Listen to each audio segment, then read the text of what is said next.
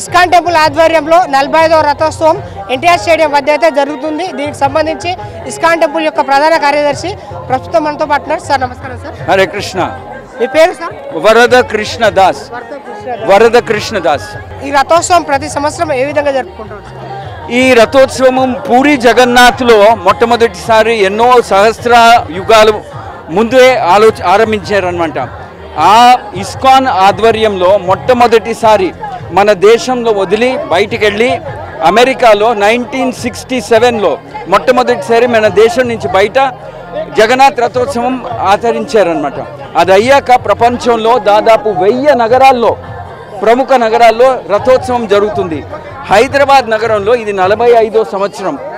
This is the oldest festival of the world. ప్రపంచంలో అతి ప్రాచీన పండుగ అంటే ఇదే రథోత్సవం. 9 రోజులు జరుగుతుంది పండుగ. రథోత్సవం అంటే జగన్నాథ స్వామి ఒక గుడి నుంచి మరొక గుడికి వెళ్తాడు. ఆ గుడిలో 9 రోజులు ఉంటాడు. 9 రోజులు ఉండాక మళ్ళీ తిరిగి వస్తాడు. ఉల్టా రథ్ అంటాం దాన్ని. వేరే గుడిలో ఉండి ప్రతినిత్య సేవలన్నీ స్వీకరిస్తారు. ఇస్కాన్ ట్రస్ట్కి సంబంధించి ఇక్కడ దాదాపు హైదరాబాద్లో 3 ఉన్నాయి సార్. మూడు ఇస్కాన్ టెంపుల్ సంస్థానాలు వాళ్ళు మొత్తం వచ్చి ఇక్కడ పాల్గొంటూ ఉంటారా సార్? అలా కాదు, ఎక్కడ వాళ్ళు అక్కడ చేసుకుంటున్నారు. హైదరాబాద్లో ఈసారి దాదాపు 20 చోట్లలో 20 పెద్ద నగరం అయిపోయింది. ట్విన్ సిటీస్ చాలా పెద్ద నగరం అయిపోయింది కాబట్టి అందరూ ఒకే చోట వస్తే అందరికీ తొందర అవుతుంది. క్రౌడ్ కంట్రోల్, సేఫ్టీ అదంతా ఉంటుంది కాబట్టి అక్కడక్కడ చేసుకుంటున్నారు.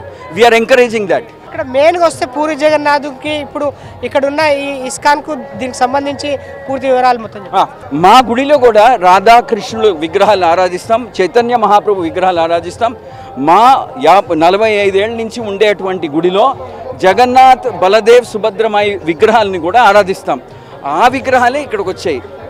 ఆ విగ్రహాలకే ఈ రథోత్సవ పండుగ అనేది మనం అర్పిస్తున్నాం. దిస్ ఫెస్టివల్ మనం ఆఫర్ చేస్తున్నాం. ఇక్కడ నుంచి అక్కడ వరకు తీసుకెళ్తుంటారు. ఇక్కడ నుంచి సిటీలో అంతా తిరిగి ఫైనల్గా ఎగ్జిబిషన్ గ్రౌండ్స్లో తీసుకెళ్తున్నాం. బై 6 o'clock 6 గంటలకల్లా అక్కడ చేరుతాం. 6 నుంచి 10 వరకు కల్చరల్ ప్రోగ్రామ్స్ ఉన్నాయి. అక్కడి నుంచి డ్రామా అని, నాటకాలని, డ్యాన్స్లని, కీర్తనలని ఉన్నాయి. దారి పొడుగున ప్రసాదం పంచిపెడతాం. 1,50,000 మందికి దారి పొడుగున పంచిపెడుతున్నాం. 9 రోజులు కాదు, అక్కడ ఒక రోజు, మిగతా 9 రోజులు గుడిలోనే చేస్తున్నాం. గుడిలోనే చూస్తున్నాం. 1,50,000 మందికి ప్రసాదం ఇక్కడ పంచిపెడతాం. అక్కడ 25,000 మందికి ప్రసాదం భోజనం పెడుతున్నాం. Night we're giving them dinner prasadam. ఎక్కడ ఎగ్జిబిషన్ గ్రౌండ్ 25,000 మందికి చేస్తున్నాం. ఈ అంతా it is organised by volunteers, భక్తులు ఈ ప్రదేశం నుంచే.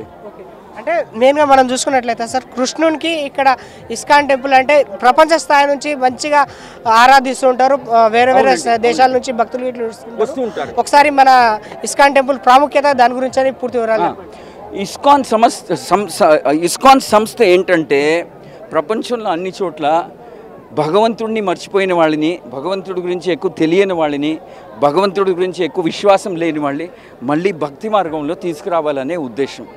ఆ ఉద్దేశం మనసులో ఉంచుకుని ఇటువంటి ఉత్సవాలు, పండగలు, కీర్తన్ ప్రోగ్రాంలు, ప్రసాదం పంచిపెట్టడం అనేది ఉత్తి జగన్నాథ్ రథోత్సవం కాదు. కృష్ణ జన్మాష్టమి, వైకుంఠ ఏకాదశి, గీతా జయంతి, బలరాం పూర్ణిమ, రాధాష్టమి, ఏడాది పొడుగున రకరకాల పండగలు చేస్తుంటాం. ఎందుకు అంటే అన్నీ మర్చిపోయి మన సనాతన ధర్మం ఏంటి అని తెలియని వాళ్ళని కూడా మళ్ళీ లోపలికి లాగాలని మా ఉద్దేశం అనమాట.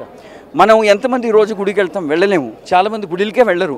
అటువంటి వాళ్ళని కూడా దీవించడానికి భగవంతుడు ఈరోజు బయటకు వస్తున్నాడు. ఒకవైపు పూరి జగన్నాథ్ టెంపుల్ కూడా తెలుసుకొని ఉన్నారు సార్. అక్కడ చాలా వరకు భక్తులు వస్తున్నట్టు కనిపిస్తుంది సార్ మనకు. అవునండి. సో అదేవిధంగా ఈ ట్విన్ సిటీస్లో కూడా ఏడాదికి జనాభా స్పందన పెరుగుతూనే ఉంది.